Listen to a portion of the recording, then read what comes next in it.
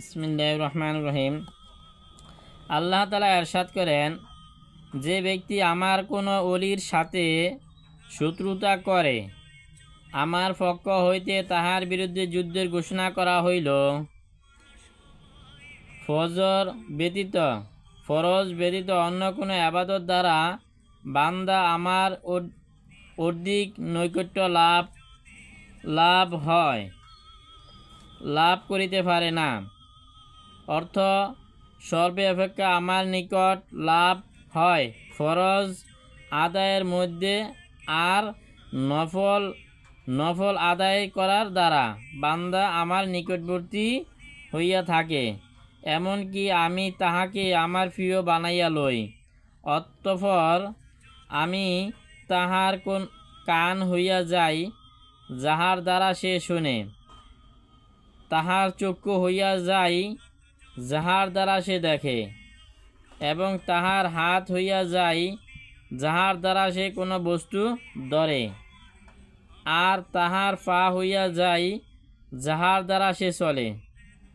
সে যদি আমার নিকট কোনো কিছু চায়, তবে আমি দান করি, আর যদি কোনো কিছু হইতে আশ্রয় চায়, তবে আমি আশ্রয় দান করি।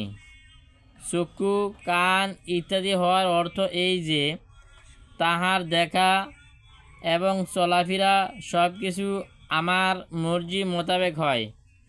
কোনো কাজেই আমার মর্জি অসন্তুষ্ট খেলাফ হয় না।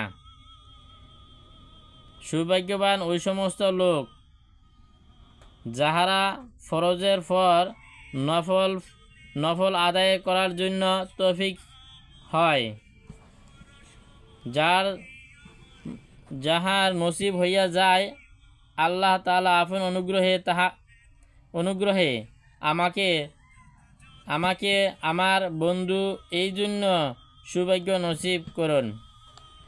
তাহলে আল্লাহর কাছে প্রিয় হইতে পারবে যখন সে ফরজ আবাদত কইরা নফল আবাদতে ব্যস্ত থাকবে, তখন সে এরকমভাবে কি হয়ে যাবে, আল্লাহর ওলি হয়ে যাবে, সে আল্লাহর প্রিয় বান্দা হয়ে যাবে।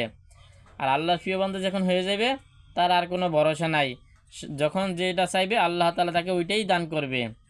হ্যাঁ, যখন যেটা কল্পনা করবে ওটাই আল্লাহ তাআলা তাকে দান করবে।